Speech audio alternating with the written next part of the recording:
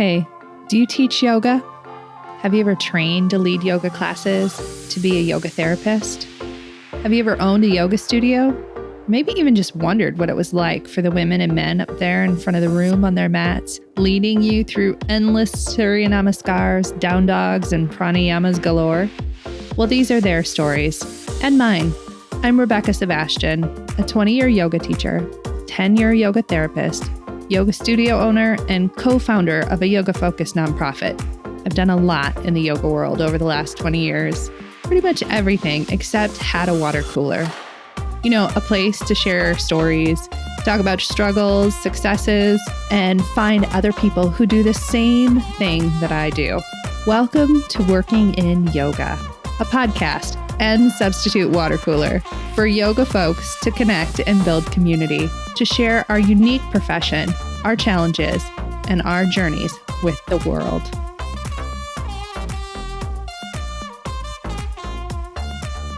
Hey friends, welcome to Working in Yoga.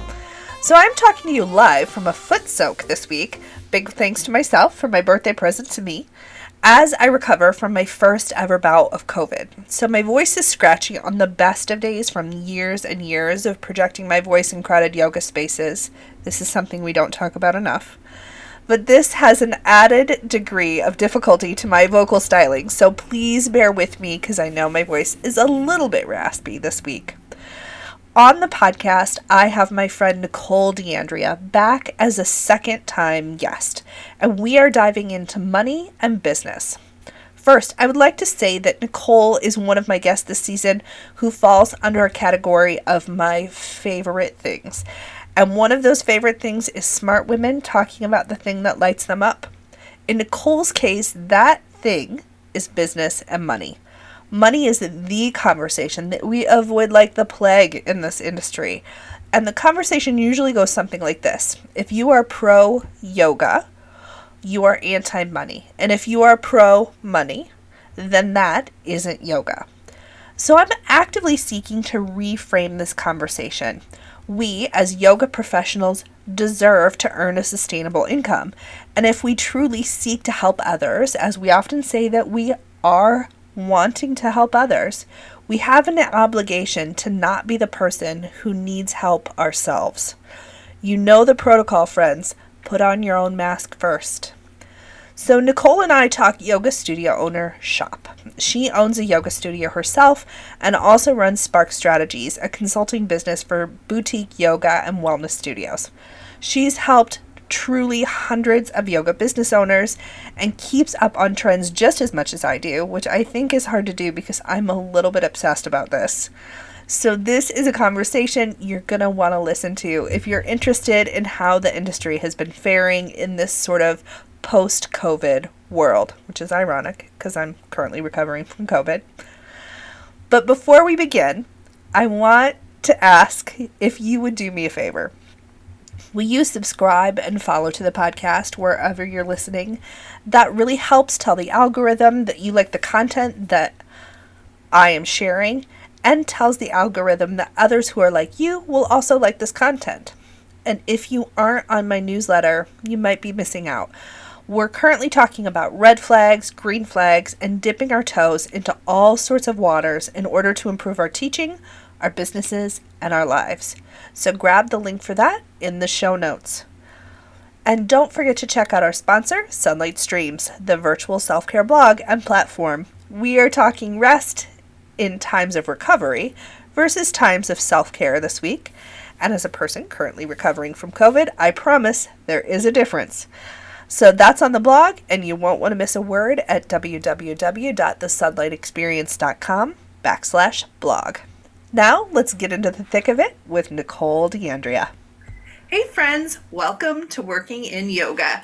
Okay, so I have a bunch of amazing people coming back on the podcast this fall, and I am so excited to start this conversation about yoga studios with my favorite, Nicole So Nicole, tell everybody hello. She's a repeat guest, so you can listen to her first podcast. Hello. Thank you for having me back. I feel like the first time, maybe it's a fluke, but the second time, maybe I know what I'm talking about. So I'm excited to be here. You do. You know what you're talking about. Thanks. Okay, so tell everybody what you do, what your businesses are, and then we're going to talk about some yoga studio stuff. Okay, done. I have two businesses. My first and my baby is Blackbird Yoga Studio in Bergen County, New Jersey. We are currently in Hallworth, but we are moving to Closter, which is a slightly bigger market. It's a much bigger studio. It's a much bigger undertaking. But I'm really excited about that. And I think when we talk a little bit about kind of post-pandemic shifts, maybe expansion will come up because I'm definitely seeing a lot of that, which is exciting. I have been a yoga teacher for 13 years. I have taught in every style, in every way, maybe not every style, but many styles in many ways and many levels of severity. So I've done kind of part-time alongside my full-time career. I've done full-time teaching. I've done full-time teaching plus waiting tables at night. I've had my own studio. I've had taught 14 out of 16 of the classes inside of the studio. I've done it all in terms of teaching yoga. And the one gift that was given to me was the gift of experience, because I spent so long in the yoga world before I actually opened my own business.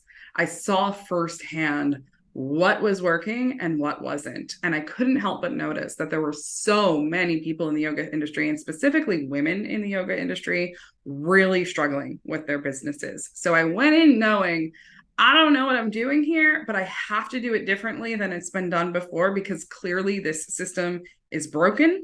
And so I made it my mission to kind of pick the brain of the one person I knew who was really crushing it in her studio. She was clearly doing things differently. We were paid, totally different and better. The classes were fuller. The systems were stronger. Her engagement was better. I was like, I want to know what you know. So I adopted mentorship really early on, and it served me well. So I started organically consulting previous bosses. They were reaching out saying things like, how were you able to do this so quickly? Blah, blah, blah, blah, blah. So I started volunteering my time consulting until I really discovered there's a need here. Built out Nicole Consulting, thought it was going to be my side hustle alongside of running my studio. I never in my wildest dreams thought it would grow to be what it is today. And we have now rebranded into Spark Strategies. So we are a full service business consultancy and marketing agency for boutique fitness and yoga studios. We keep the consulting kind of at the core of our offer. We want to help people build smart systems, nail down their pricing, build a marketing strategy. And then we also have an entire done for you creative arm. We do websites, branding, photography, email marketing, funnel building, everything you can think of, we can handle it. So we have grown exponentially in the last actually year. And we are super excited to say we have helped 250 studios grow. So yeah. Yes. I'm in the impact phase of my career. I really feel like, I'm happy with where my businesses are. And now my goal is to kind of support and impact and reach as many studios as possible. That's amazing, because I have to say, what's the best is that good things happen when women have more money. It's the truth. Yeah. I don't know how many times I can say that, but when good people and good women have more money, the world is better. You can't tell me we don't have an industry full of wholehearted, good human beings who are like, I mean, you and I are both in similar like yoga studio owner groups, like the heartfelt stories of people feeling like love for their students and their teachers. And like when those people have access to financial power and wealth, like the world couldn't be set on fire. Like we do good stuff. Truth. Yes. Money is just an energy. And when it's in the hands of people who are going to do good with it and impact lives with it, I mean, there's nothing better than that. Correct. I mean, you could just make money so that everybody else can make money and then go give it away if you want to. I mean, you can do whatever you want with it. 100%. Yeah. Yeah, I love that, because this industry, as you and I both know, is made primarily of women, right? So we're mostly female yoga teachers. We're mostly female business owners too. And we've built this kind of like wellness and fitness industry that's a safe space for us to grow and build businesses. And the fact that we're not leaning into the business part of it just kills me because it kills me too. Yeah. like lean right in, and it's uncomfortable, but you know how to do uncomfortable things. Like we know how to get uncomfortable. And yeah, does it really suck to look back at all of the money drama that your family handed you as a child? Yeah. Is it 100% worth it? Also, yeah. Yeah. I mean, I don't know if you follow Ramit. I think it's Ramit Sethi. I love him.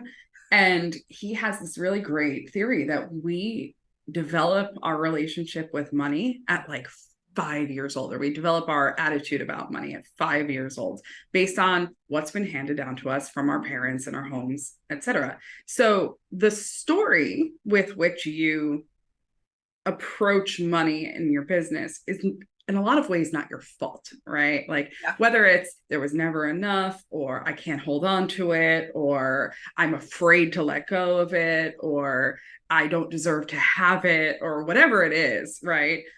That is something that we inherit. But when you take on a business, you sign a contract that says, I need to rewrite my story with money, because it's not just a nice to have, it's actually a requirement. Like sales is the very, very bottom of the business pyramid of health. You have to create money, and then you have to hang on to money. So whatever mental stories you might have around that really need to be untangled, whether that's, on your own in your own spiritual practices or your own kind of journeying, or whether that's with the help of a coach. There are, just a great number of fantastic money mindset coaches out there who do this professionally. It's a requirement. And I would say the first requirement in order to have a successful business, so that your order and impact and legacy and good work in the world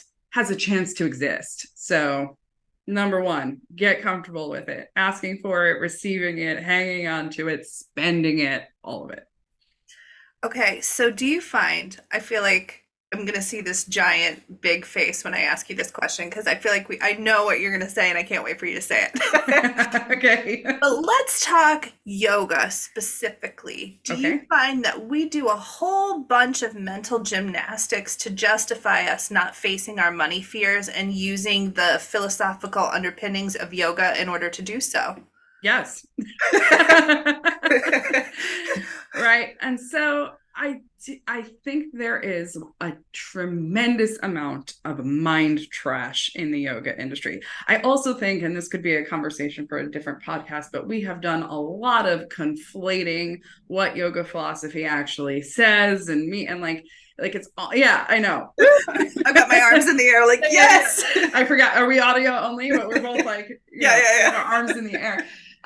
We have really like made it mean something that it was never meant to mean. I could probably write a master's thesis on that, right? But it's a cop-out, right? Like we live in a 3-dimensional world, and money is a part of it.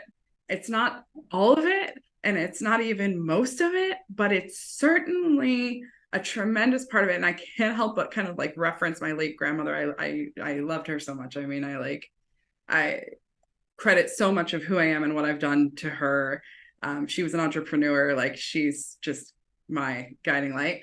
But she said, Nikki, money isn't everything, but it's sure nice to have it,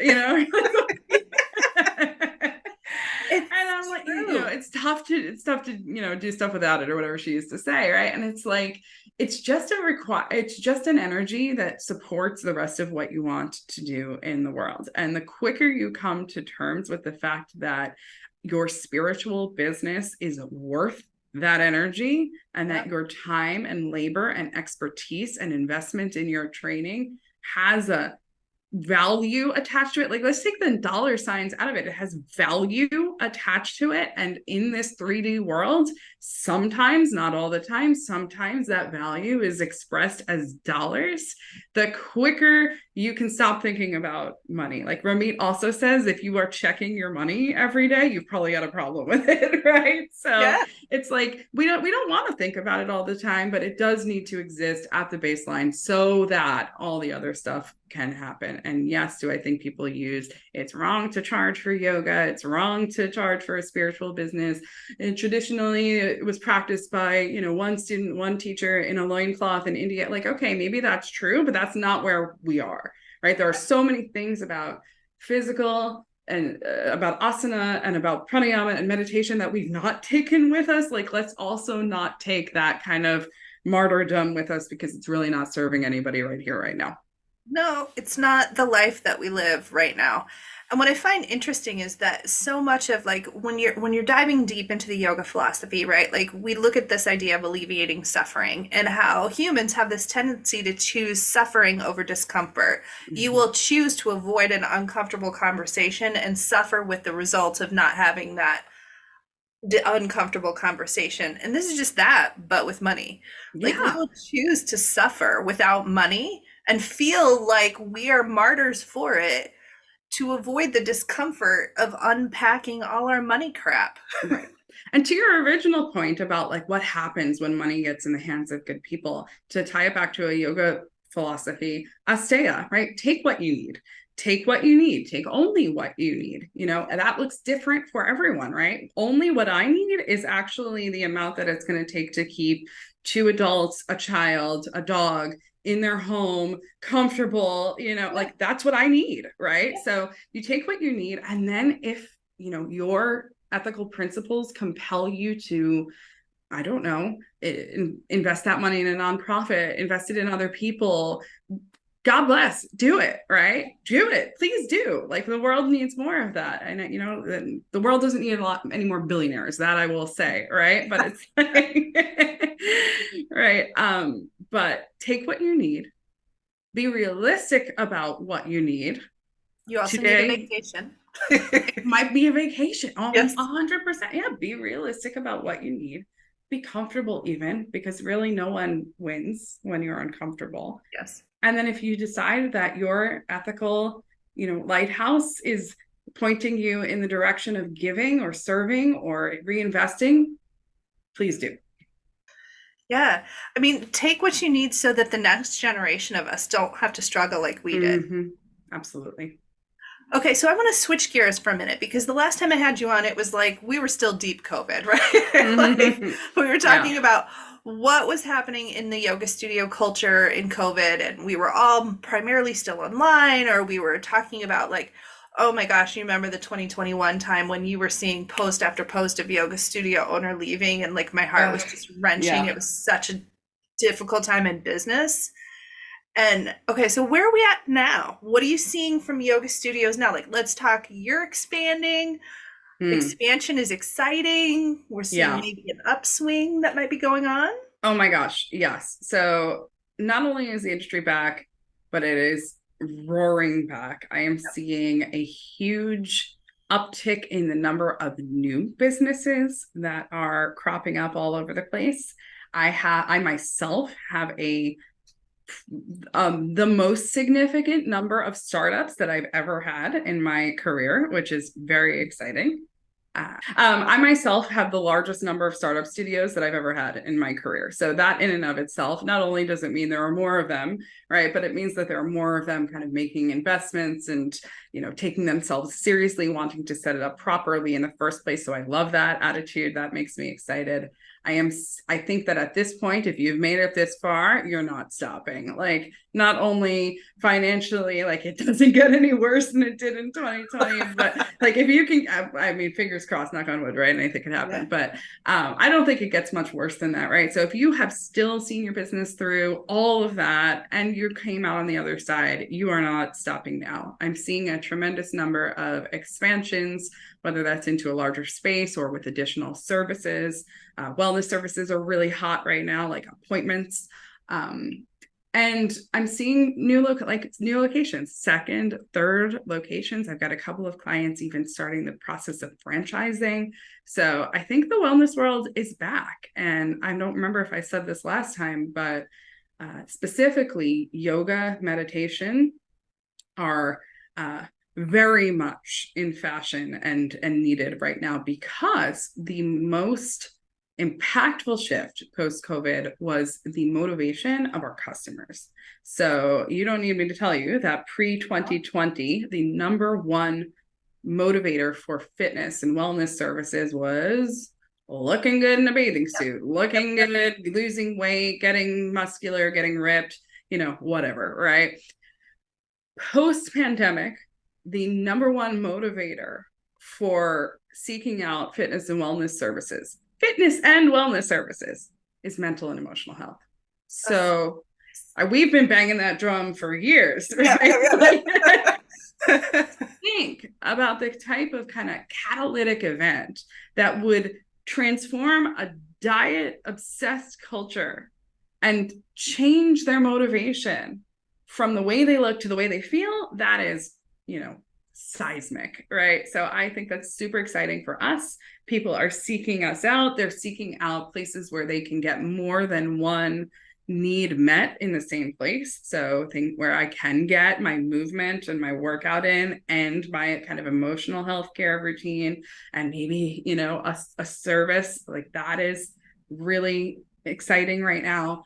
And so I see all good things for where this industry is going. And the other thing that I'm really excited about, I said this early, like I'm going to pat myself on the back for this, because so I have two businesses, right? I've got my brick and mortar business, I've got my online business, and they kind of serve two different needs in my life. But when I transitioned my studio over to virtual classes, I said on day one, I'm like, this is not what I want to do. I am not here for this.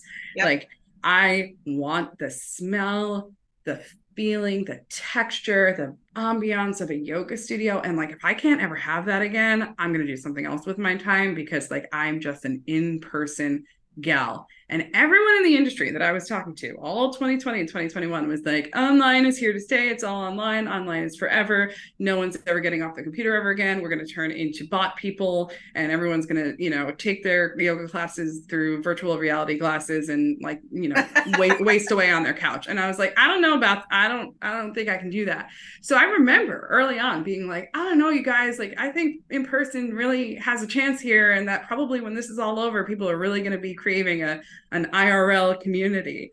And everyone's like, nah, it's all virtual online all the time. And I was like, nah, that's not what I want for myself. So I'm just going to go for it. Right. And turns out in-person yoga is hotter than ever, right? People crave a physical space. They crave in real life connections, community. And honestly, that is the side of history that I want to be on, not the kind of AI virtual. I use it a little bit where it's handy, but I don't want to be all virtual all the time. And so I'm excited to say that in-person yoga is hotter than ever. So is virtual completely out of your business? Do you have like a bank of videos or something? Or are you just like, meh? So at my own studio business, we have no virtual offerings whatsoever. That is not the right choice for everyone. And I will say this, I do not consult my clients based on what I do in my own studio. I try out all kinds of stuff in my own studio. I will share what works and what doesn't in my own studio. And every model and market is different. So I chose to eliminate virtual as soon as we frankly could afford to, as soon as it made sense, because my vision was to have a in-person real life, like we pay a lot of attention to I'm serious about the smell. We like pump the smell through the HVAC system, the smell, the sounds, the feeling, the temperature. We've got like weighted blankets in there and like scented pillows, and we ask our clients what their preferred scent is. Like, I love that about my studio. And it doesn't work online, and it detracts from the studio experience when the teacher is also trying to teach online. And one of my core values in my studio classes is one-on-one attention. Every teacher has to give every client one-on-one attention every class, and we just can't do it when they're on the computer. So that's my personal preference. However, There are some studios that have done virtual really well. There are studios that rely on the revenue that they generate from virtual classes. There are studios that are killing it, right? That are making the financial and energetic investments in their virtual businesses to grow them. And I think if you're willing and able to do that, right, you've got a strong niche, you've got a point of view, you're devoted to content creation, you've got an advertising budget, any or all of those things. If you're investing in growing virtual, good on you. There's a place for it. My personal studio business, I only need one online business. So my choice is to keep it IRL. I don't blame you. I mean, so I like some of what virtual offered us. We were immediately way more accessible than we had ever been before. Totally. But I'm also with you on the experience thing. Like my website's literally www.thesunlightexperience.com, right? Like the experience is tight. My candles smell a certain way. You get tea when you come into the place. Like at some point in 2020, I experimented with like sending people boxes with a candle and tea, and it's still not the same because their dog's there, their cat's there. Sure, of course. It's just not. I can't control all the things I can control in an in-person space to say this is what you experience when you come to spend money at my business.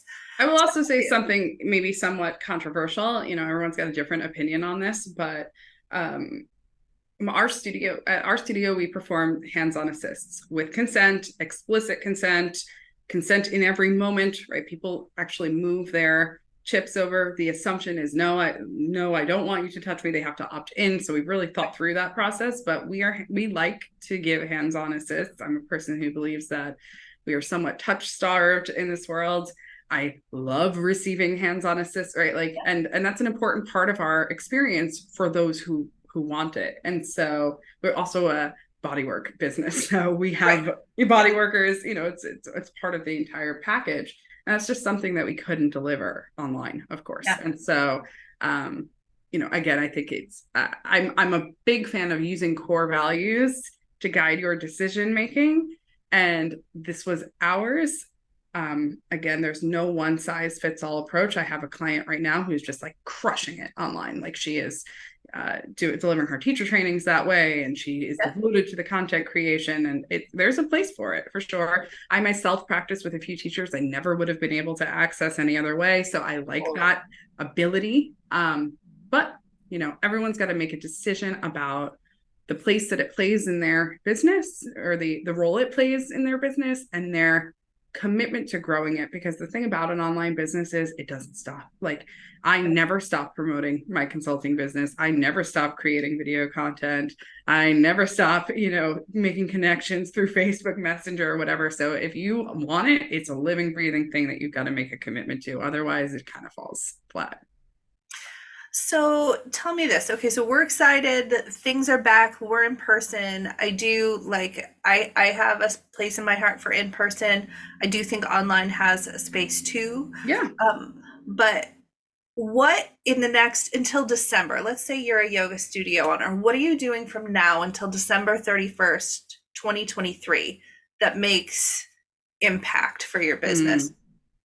You're thinking ahead. You're thinking about, at the bare minimum, January 2024, but hopefully even beyond that. So you are thinking about your programming. You're getting really dialed into the motivators of your customers. So whether that's through surveying or conversations, but you are tailoring not only your content and your programming itself, but your messaging, and your communications around that programming. You are tailoring that to your target audience. You are forecasting financially. Okay. So I think about this a lot in the dead of summer when everyone, we had our best month ever this month because people are like, it's the summer, I'm bursting into flames. It's not the only reason why, but people really freak out at the end of August. Even our clients are like, what's happening? I'm like, it's August. This, right? Like, that the whole industry takes a dip, maybe not a nosedive, but a dip in July and August. It's just the nature of what we do. Can you kind of, insulate against that a little bit with your, membership strategy? Yeah, of course. But we know people cancel in August. It's just the truth. So instead of fighting it, right, instead of fighting it, think forward. So I'm going to run, maybe a promotion at that time of year next year, or I'm going to, I don't know, put some profit away this year so that when I inevitably have an ebb in my business, I'm not going to burst into flames and end up in panic mode, just like hurriedly discounting all of my services and praying that somebody decides to buy it, right? So the ability to kind of think forward to the trajectory of this industry, to your own, like, let's just face it, every financial problem or every panic decision in this business is because there's not enough profit. There's not enough profit, right? So it's like, okay, what do I need to do in order to create that level of safety? Do I need to adjust my pricing? Do I need to create new offers? Do I need to have a better money management strategy? Figure that out so that you are prepared next year. Yeah. I think that's really, I love that you said that, because for the last 3 years, we haven't been able to prepare. Like, you could prepare for like 4 seconds ahead of time. And then you were like, great, we're all shutting down again. Or, great. Yeah. Mm-hmm. Yeah. And I think, there's, like yoga, right? There's an element of balance involved. And so you can prepare all you want for forever, and still the unforeseen is going to come to pass, right? Like, unexpected things happen. And again, instead of trying to micromanage it and fight against it and pretend like it doesn't exist, what is it that's going to prepare you for the unexpected? Is it a safety net account, right? Like, is it, I don't know, a mentor that you can call on for advice if and when you get stuck? Are you aware enough of your own kind of survival mode habits to notice when they come about? Like, I know this about myself. I know that when I panic, I'm like panic posting and I'm like sending out a rush, and so I catch myself now and I'm like, you know what? I've got all of this evidence that everything's been fine last time this happened, and that's really helpful too, because again, it could be a topic for a different podcast, but your mindset is so critically important here, right? Yeah, and the amount that you can prepare yourself for those hard times. Like, so I don't even know if you caught this, but like 3 weeks ago, my business caught on fire. Oh my God. I think I did see that, like, kind of. Well, it was like next door. They caught on fire, right? And then all the smoke landed in my business. Half my business is things people consume. It's tea and herbs. So I lost thousands of dollars worth of product. But I'll tell you what COVID taught me was that I have like a Trello board of things I do when it's panic time, when like things are bad. And I just open my Trello board and guess where my insurance agent's number is, and guess where, like, I know who to call. I know what to talk to. I had remediation at my building before the fire department left. Wow. Yeah. It's just like, when you've gone through hard times, like, post-mortem that, like, put it somewhere. Well, one, I'm sorry that happened to you. But like, it doesn't get any more unexpected than that. Yeah. I don't think No, so. Yeah. One of my first yoga teachers, who I really credit my training to and a lot of my passion for this work too, she always says structure equals freedom, right? And so to have that kind of fallback for yourself to say like, okay, when the proverbial crud hits the fan, right? Like, I got this list. I know who to call. I know what to do. I myself have my like board of directors, right? Like, I've got my people that I reach out to when I am really panicking. It's so, so helpful to not go it alone. Yeah, and to just have already front loaded the work, right? Like, you're now that we're slow, front load that thought of next year into like a spreadsheet. I love Trello just because it's pretty. I really do. Like, I have like 75 Trello boards. It's a problem. Sparks joy. Yeah. Yeah. But it also has the like questions that I probably am not thinking about in that moment. Do you have somewhere to be in the next 4 hours? You need to think about that. Who do you have to call to cancel that? Like, all those things that your brain's not in the mode to think of all those detail things. But when I'm not panicking, it's really great at it. Yeah. It's so helpful to set yourself up for success. Yeah. Like this is something that like we do in our home, right? Like we have a almost 2-year-old now, and my husband is kind of primarily home with him. So he's like, I get it, you're working, but like set me up for success, right? So I'll like do my meal prepping in the morning, and like when you can organize your home or organize your business or whatever, so that when these things arise, you're not scrambling trying to find the car keys or whatever it is, right? Yeah. You're just setting yourself up for success. I love that. Yeah, so let's all take a moment together. Imagine where you want to be December 31st, 2024. Like a year, all of us. Okay. And then okay. write it down and like do what Nicole said. Prepare it. Like yes. think reverse engineer it. Yeah. Right? Like I believe in kind of like visioning it, manifesting it, putting it out into the world, but more so I believe in reverse engineering it, right? So what's it gonna take to make that happen? And you break it out into little, like maybe big umbrella categories to start, and then within those umbrella categories, turtle steps. Like the easiest, most manageable thing that I could do it today. I could do it on my worst day and I would still say, yeah, I could get that done. So if like the thing that you identify as the needle mover for you is I need to start putting more profit away in the bank, maybe the turtle step toward that is, this is a silly one, you hear it all the time, but like putting $1 away in a savings account every day just to train your brain that like that's a thing we do, right? Or maybe it's like I open the new account. That's it. That's all I do. Or I like even smaller than that, I send the email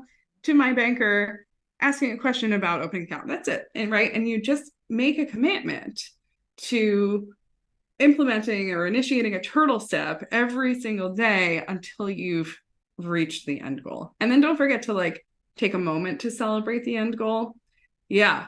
Pat yourself on the back. Yeah, I'm horrible at this, right? Like I'm the queen of what's next. I'm like, oh, great. We've, we have 150 members. What's next? We've got, we've done a couple teacher trainings. Okay, let's do 300 hour. What's next? I've built my consultancy into a team. Okay, now we're going for $1 million. What's next? And I forget to applaud the work that I've done. So I think that's really important too, is for your brain to catch evidence that like actually that thing that you put in motion came to be. Celebrate it. Yeah. Okay, Nicole, tell everybody where to find you. Okay.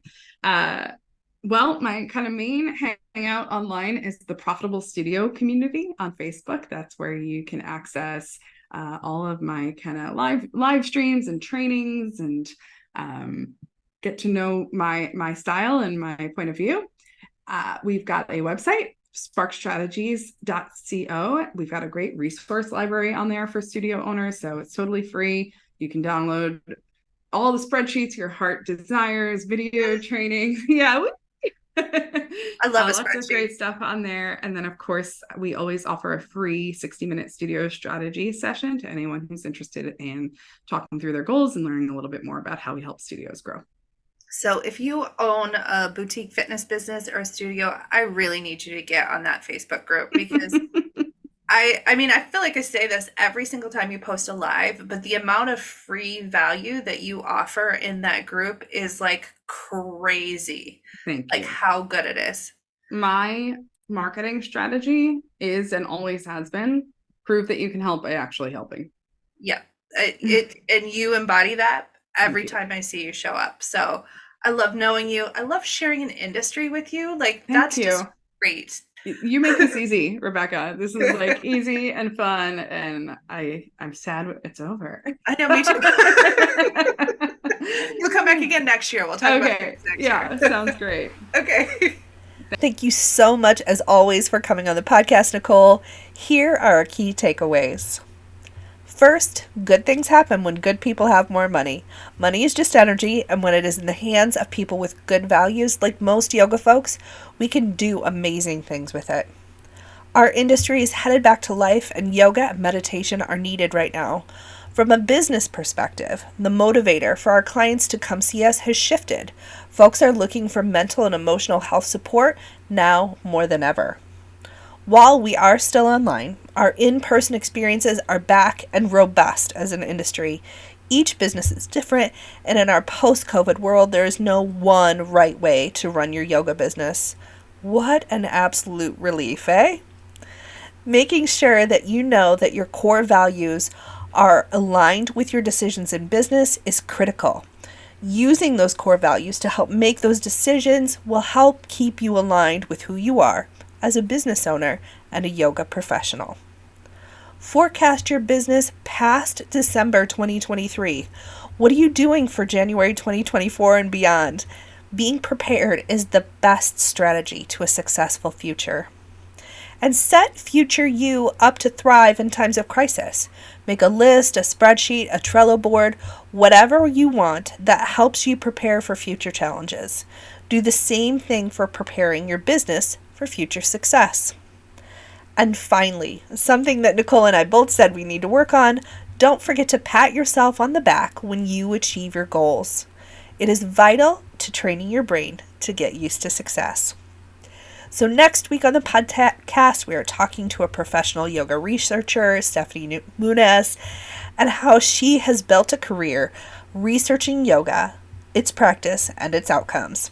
We have so many interesting career paths open to us as yoga professionals, and honestly, I really love sharing them with you. I know you're going to love this conversation I have with Stephanie. So I will see you next week around the water cooler. Thanks for listening.